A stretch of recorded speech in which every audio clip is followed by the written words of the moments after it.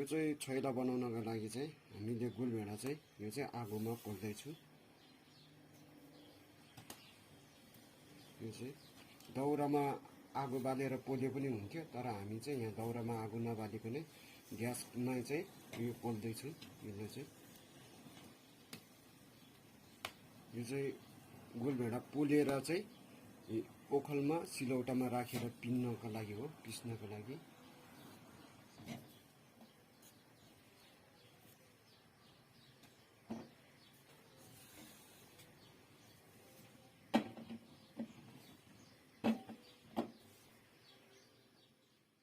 पिसिसक्यो, अब तेल हाल्दैछु म।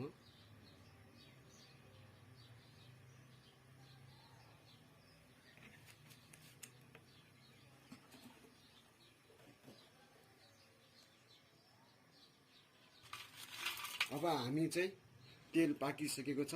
खुर्सानीलाई, रातो सुकेको खुर्सानीलाई चाहिँ तेलमा फ्राई गर्दैछु। यहाँ देख्नुहुन्छ रातो छ, यो सुकेको खुर्सानी हो, फ्राई गर्दैछु। र यसको मुनिको डाँठ सबै फ्याँगेर चाहिँ हामीले राम्रोसित केलाएर डाँठ चाहिँ यसलाई तेलमा फ्राई गर्न गइरहेको छु।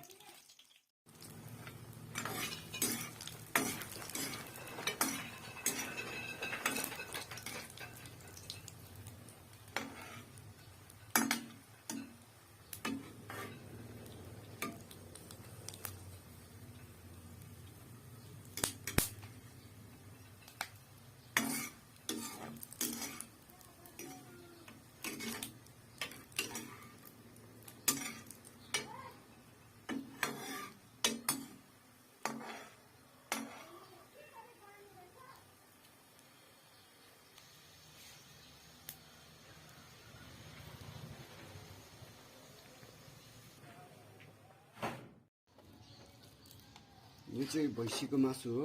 भैँसीको मासुलाई चाहिँ मसिनो मसिनो काट्नुपर्ने हुन्छ, मसिनो मसिनो कटिङ गर्नुपर्ने हुन्छ। यो छोइला बनाउनका लागि हामीले चाहिँ आज भैँसीको मासुको चाहिँ छोइला बनाउन गइरहेको छ। छोइला बनाउनका लागि मासुको कटिङ चाहिँ मसिनो मसिनो सानो कटिङ गर्दैछु।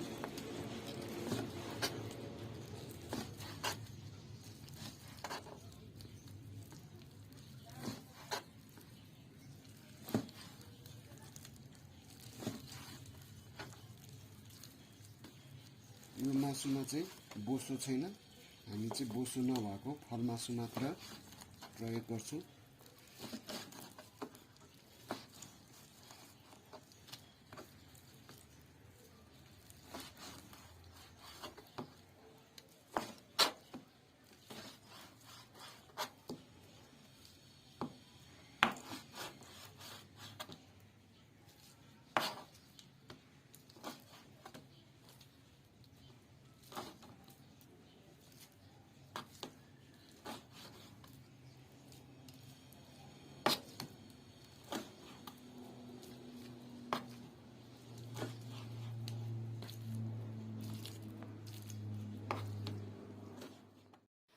तेल पाकिसकेको छ। तेलमा चाहिँ अब हामी मासु फ्राई गर्नको लागि चाहिँ मासु हाल्दै गएको छु।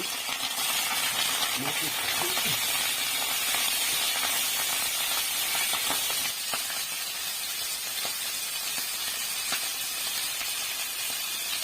हामी चाहिँ यसलाई मासुलाई चाहिँ फ्राई गर्न गइरहेको छु तेलमा।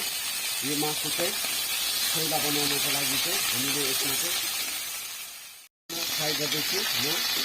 यो हाम्रो चाहिँ छोइला बनाउनको लागि चाहिँ हामीले आगोले पोलेको दाउरामा पोलेको भन्दा यसमा तेलमा फ्राई गरेर बनाएको छोइला चाहिँ हाम्रो स्वास्थ्यको लागि राम्रो हुन्छ र विभिन्न किसिमका घातक रोगहरू लागिँदैन। छोइला खाँदाखेरि आगोमा डढाएको छोइला खाँदाखेरि चाहिँ निकोटिन धेरै हुने भएको कारणले चाहिँ मानिसहरूलाई विभिन्न किसिमका घातक रोगहरू लाग्नेछ र त्यसैले त्यो घातक रोग नलाग्नका लागि चाहिँ हामीले चाहिँ छोइलालाई चाहिँ तेलमा फ्राई गरेर चाहिँ बनाएर तेलमा फ्राई गरेर बनाएर चाहिँ हामीले छोइला बनाएर खान सकिन्छ। हाम्रो स्वास्थ्यको लागि पनि राम्रो हुनको लागि त्यसैले सबैलाई यो जानकारी गराउँदैछु, यो ज्ञान बाँड्दछु।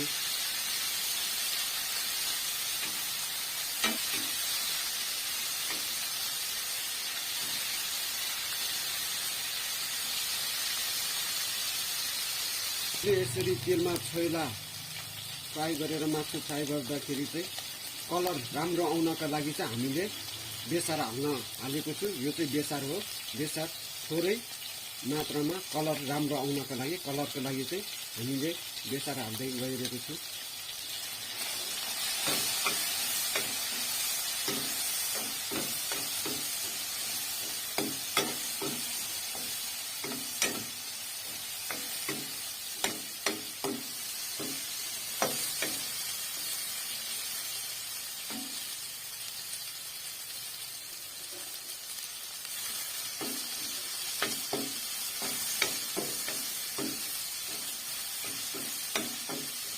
बेसार हालेपछि हाम्रो मासु चाहिँ पहेँलो देखेको छ।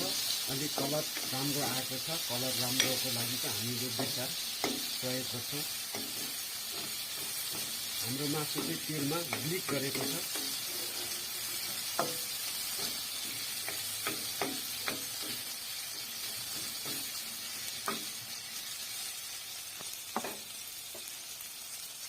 तेलमा ग्लिक गरेर फ्राई गरेर ग्लिक गरिसकेपछि चाहिँ हाम्रो मासु रेडी भइसकेको छ, पाकिसकेको छ। अब यो मासुलाई म निकाल्दैछु। हाम्रो यो मासु चाहिँ रेडी भइसकेको छ। यो मासुलाई चाहिँ निकाल्दैछु म, पाकिसक्यो हाम्रो।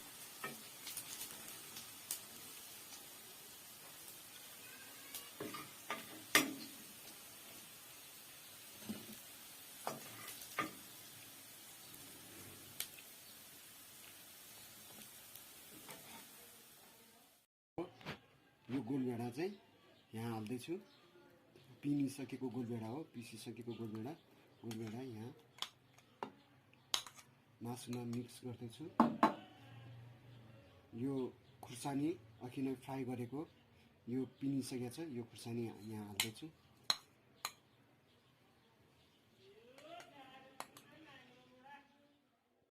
यो चाहिँ सुकेको लसुन हामीले सिलौटामा ओखलमा राखेर पिसेको हो। यो चाहिँ सुकेको लसुन। यो अदुवा हो। अदुवा हामीले पिसेको हो। यो अदुवा चाहिँ, यो चाहिँ जिरा हो, दाना जिरा हो। यो चाहिँ दाना गेडा जिरा हो। यसलाई चाहिँ पिसेको हो। यो जिरा हो।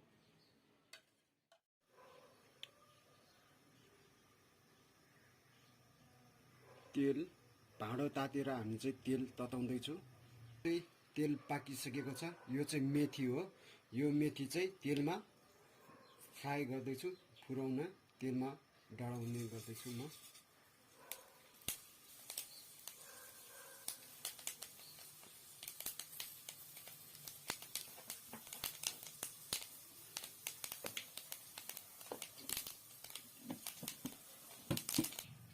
हाम्रो मेथी चाहिँ फुराइसक्यो, तेलमा फ्राई भइसकेको छ।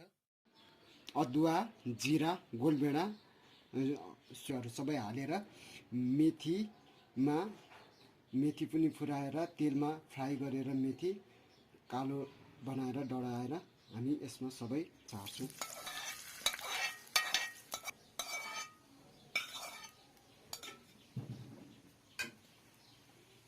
नुन हो, नुन हाल्दैछु म। नुन माथिबाट छर्किँदैछु। धनिया हो, धनिया हामी चाहिँ कटिङ गर्दैछु। यो छोइलामा हाल्ने सबै सामग्री सबै हालिसकेको छ। लसुन, सुकेको लसुन, जिरा, पिनेको जिरा, गोलभेडा, खुर्सानी, मेथी फुराएर नुन हालेर हामी अब यसलाई चाहिँ मोल्न गइरहेको छु। सबैलाई मोल्दैछु म यहाँ।